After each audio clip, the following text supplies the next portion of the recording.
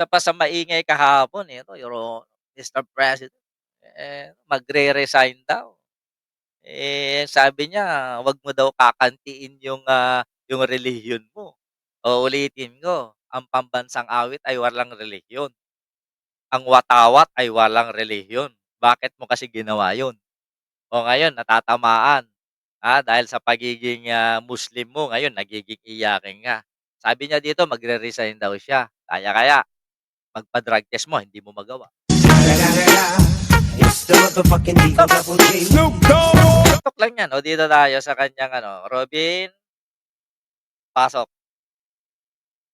Nag-iisang Diyos.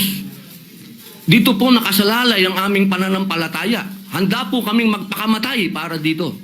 Sana po wag pong gamitin ito para siraan ako. Magpakamatay daw, magpatulingan. Dahil sinasabi ko po, mahal na tagapangulo, kung gusto niyo ako mag-resign, ngayon na kung gusto ninyo. Huwag niyo akong siraan. Meron pong naglabas na isang journalist ito, isang istasyon, na sinasabi na ako daw po ay nagngat-ngat dito sa loob ng Senado. Ito po ay Ano po yung... middle finger po. Habang tayo daw po ay nagsasagawa ng lupang hinirang, nagpa-flag ceremony, ako daw po ay nagngat-ngat. At ito po ay naging malaking issue. Ako po ay nagtataka, Ginoong Tagapangulo, sapagkat noong pong dati na binigyan ako ng issue na isang chismis, naglabas po kaagad ng ating Sergeant of Arms ng report at binigay niya po kaagad sa media. Ito po, wala pong kahit na sino. Teka lang. Is it the mandate of Sergeant of Arms na patulan yung mga alingas-ngas para linisin ng isang senador?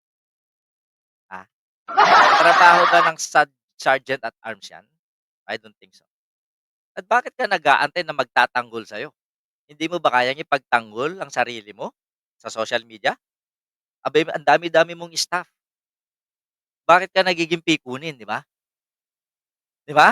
Alam mong kasinungalingan, bakit mo papatulan? O baka naman may katotohanan kasi. Kaya ka nasasaktan.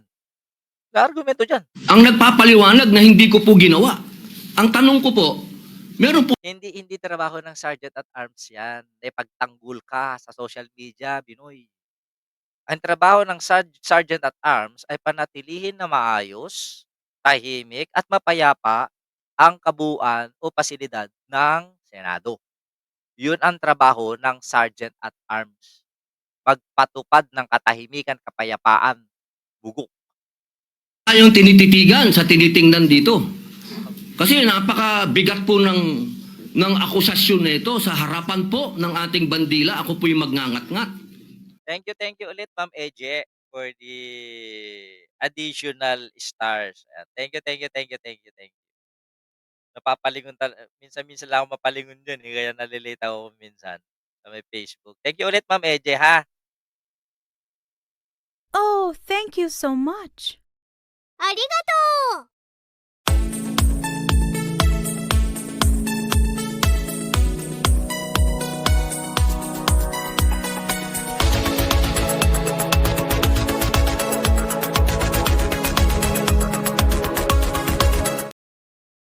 Daming drama ni Robin talaga. Eto, tuloy natin tong kadramahan niya. Diyos ko. At gusto ko pong ipaalam sa ating mga kasama, kung politika lang, handa po ako mag-resign. Pero pagka-religion ko po ang pinag-usapan, kahit sino sa inyo, kung ano gusto nyo, wala po. Nagbabanta na. Ganyan magaling si away-away, Anong gusto nyo? Hina mo. Problema. Pero wag pong religion ko. Hinihingi ko po, wag pong religion ko, mahal na tagapangulo. Dahil ito po'y malaking kabastusan sa amin. Ito po, ang sinisip na ko po. Ito po'y nag-iisang Diyos. Dito po nakasalalay ang aming pananampalataya. Handa po Sabi ko sa inyo, pag ginamit ang Diyos. magpakamatay para dito. Sana po wag pong gamitin ito para siraan ako. Dahil sinasabi ko po, mahal na tagapangulo, kung gusto niyo ako mag-resign, ngayon na kung gusto ninyo. Huwag niyo akong siraan. Yun lamang po. Maraming salamat po. Tama po kayo, pero ngunit ang inyo pong lingkod bilang Pangulo, nung nakita ko po yan, ang sinabi ko sa kanila, tingnan muna nila yung mga litrato sapagkat nagpakita ng ibang litrato na kayo ay ang pinto. That's why nung nung nakita ko yun, talagang zinom ka talaga. And I clarified na hindi naman dirty finger or middle finger ang ginamit, kundi yung index finger talaga. 'Di ba? Kahit anong sabihin nila, kung alam mong hindi totoo, hindi ka masasaktan, Robin. Why? Again, what is the motive of doing this? Bakit mo ginagawa 'to? May malalim na dahilan kung bakit nag-iingay si Robin at iba pang senador kahapon. Ang nakataas at may eksplanasyon na ito ay isang religious practice kapag kayo ay nagsasampalataya sa bandila. Baka lang hindi nakarating sa inyo yung But ito ang tanong kasi. You are a senator. You are obliged to follow whatever stated in the Constitution. In the Constitution, it clears na walang ibang instructions kapag pinapatugtog ang pambansang awit kung hindi tumindig, humarap sa matawat, ilagay ang iyong kanang kamay sa kaliwang dibdib. Walang sinabing iusli ang hindotoro o di naman kaya ay sumaludo. Yan ang utos ng konstitusyon. Being a statesman, being a legislator, being a senator, bakit napakasimpleng alintuntunin sa konstitusyon hindi mo masunod? Again, in the constitution, walang kinikilalang relihiyon. Sa pambansang awit, walang kinikilalang relihiyon. Sa batawat, walang nangingibabaw na relihiyon. Ano kasi ang ginawa mo na bigla kang nagpauso na ngayon binash ka according sa ginawa mo, ngayon masasaktan ka. People do not quarrel with any religion, most especially Muslim. Okay? Hindi intention ng mga basher na bakbakan ka dahil sa relihiyon mo. Binabakbakan ka dahil sa ginawa mong pauso na hindi naman dapat gawin habang tinutugtog at nagbibigay pugay sa pambansang awit. Robin Padilla. Ngayon, kung magre-resign ka, wag mo nang ipanakot. Gawin mo na. 'Di ba, ka-loyal Jeline Montenegro?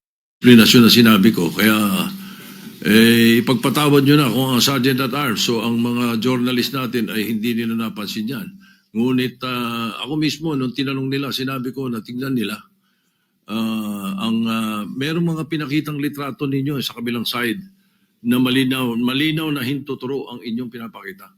Kaya patawarin nyo na silang ng mga nagkamali at medyo natagaan pang pananaw. Opo, ang mainam po sana maglabas din po ng formal na investigasyon at formal na pahayag. Putang inang yan, formal na investigasyon. Maglalabas ng formal investigation ay yung nagtiyongki, ayaw niyong paimbestigahan? Walang linaw ngayon yan. Tapos yan lang, dahil ikaw yung natamaan, samantalang yung natamaan yung integridad ng Senado, wala nagsasalita, wala nakikialam, tahimik kayong mga Duterte Black. Abait, mantakin ninyong ginawang kasiraan niyan sa Senado, yung may nagtiyongki sa loob ng pasilidad ng Senado. Ayaw niyong paimbestigan, ayaw mo nga magpa-drug test, tukmol. Tapos ngayon lang, ikaw yung napahiya dahil maliit ang titi mo, iyak-iyak ka.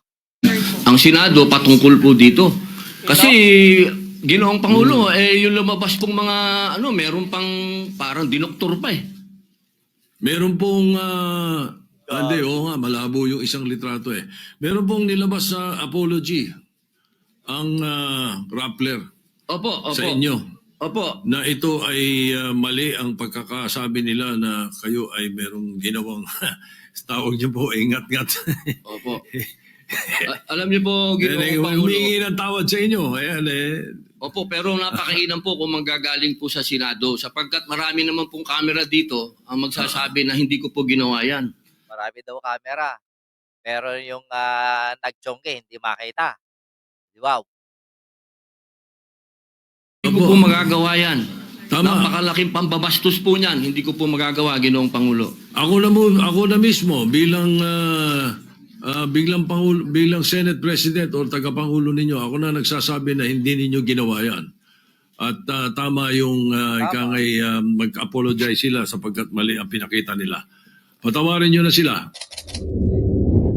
Yan yung usap-usapin patungkol kay Robin kahapon. Ewan ko kung paano nyo tatanggapin yan. Ito, hindi ko nakita. Muling yan yung reklamo. Okay. Diba? Pagdating sa relihiyon, todo-todo. Yan ang sabi ko, puwede mong gamitin ang relihiyon para pambala, panimbang, para mapagtakpan ang mga kagaguhan na nangyayari, sa mga katiwalian. It's the motherfucking Eagle Double G. Kailangan nangyayari sa investigasyon na nagtiyongge, wala. Sabi ko sa inyo, malaya yung nagmamarijuana na labas-masok, gumamit ng tiyongge o iba pang droga diyan sa Senado. Sabi dito ng pinsan kong maganda, pinakamaganda kong pinsan, sabi dito, lahat ng anay sa ating bansa ay alaga ng mga Duterte. Sila pa mga senado ang nagpapakita ng kabastusan kaya hindi rin titigil ang mga anay na magngatngat. Ingat po aking Pangulong PBBM. Okay, inari mo na yung Pangulo, insan. Baka rin, Robin, bastos din mag-pot session sa Senado. Yun lang. Kung mag-resign ka. Wag na yung anong gusto nyo. Parang naghahamon kayo ng gulo. Yung style Duterte talaga eh. No? Pag yung mga style Duterte, yan. Kung nasasaktan ka. Ano nga yung gusto mo? Anong gusto mo? Away tayo? Lang, no? Mag-resign ka. Tatanong ko lagi, ano kasing pumasok sa maliit mong utak kung bakit mo ginawa yun? Oh. Mary Jane Jacinto, shoutout. Wag niyo sasabihin na kapag Muslim ka, pwede mong gawin ang lahat. Hindi pwede. Ulitin ko, ang Pilipinas ay walang relihiyon na kinikilala, bagamat naniniwala tayo sa Diyos. Ang watawat ay walang nagmamay-aring relihiyon. Ang pambansang awit ay ginawa para hindi pagpugayan lamang na isang relihiyon. Bow! It's the motherfucking Eagle Double G. Sabi nito, BT, totoo ba mag-resign daw bukas? Sa anong dahilan po, Ma'am Joanna? Sa anong dahilan po kailangan mag-resign kung mag-resign, mag-resign. Pero I don't think so that, yan ay mangyayari. To give way Sandro Marcos, for Sandro Marcos, lalong sasakit ang ulo ng mga kulto 'pag si Sandro ang naging, House Speaker. Hmm, walang ibang pinakamatunog, pinakamabango ngayon na papalit kay House Speaker kung sakali man, kung hindi si Sandro, being the majority leader. Kaya yung kargahin ng mga DDS? I don't think so. Ha? Kung may panindigan mag-resign, resign na lang si Robin kung kaya, huwag na magdakdak, 'di ba? O ayan, hello, hello ulit po sa inyo. Dito tayo sa next topic. Ito yung pinagmamalaki ni Robin na kung pulitika lang, handa po akong mag-resign. Pero kapag religion ko po ang pinag-uusapan, 'wag religion ko dahil ito po ay malaking kabastusan sa amin. Wow! It's the motherfucking Eagle Double G. Akala mo pinanganak na Muslim si Robin, eh, 'no? Akala mo, alam naman natin adopted ka lang naman bilang, sa relihiyon ng Muslim dahil nga alam mo sa Muslim, alam mong, papanigan ka ng mga boto, 'di ba? Bakit nung nagpakita ka ng ethics hindi mo ginamit yung relihiyon mo? Parte din ba yan ng relihiyon ninyo na magpakita ng ethics? Ha? Yung mga kabalbalan mo sa Senado, parte rin ba yan pagiging Muslim mo, gunggong? Walang masasabi ko diyan. It's the motherfucking Eagle Double G. Sabi nga ni Walde Carbonell, pekeng Muslim ka lang naman do'n. Sabi yun ni Walde Carbonell, hindi ko sabi yun. Credit to the owner. Teresita Urbano, shoutout. Kahit naman sa bansang Arabo na puro mga Muslims kapag inaawit ang kanilang pambansang awit, hindi naman nakalabas ang hintuturusan, dasal lang nila ginagawa yun. Tama, totoo yun. Itong si Robin Padilla, nag-aangas-angasan na lang para mapagtakpan yung pagiging pauso niya, 'di ba? Yan lang yun. Yan, isinasama niya yung kwento ng pagiging Muslim siya para 'pag may bumira, Allahu Akbar ang sigaw nila. Gulo na naman 'yan. Nanguudyok ng pasimpleng kaguluhan itong si Robin Padilla. Walang nakakataas sa pambansang awit, walang favoritism sa pambansang awit, lalong-lalo na sa watawat. Maniniwala na lang dito kay Robin Bumbong Gunggong.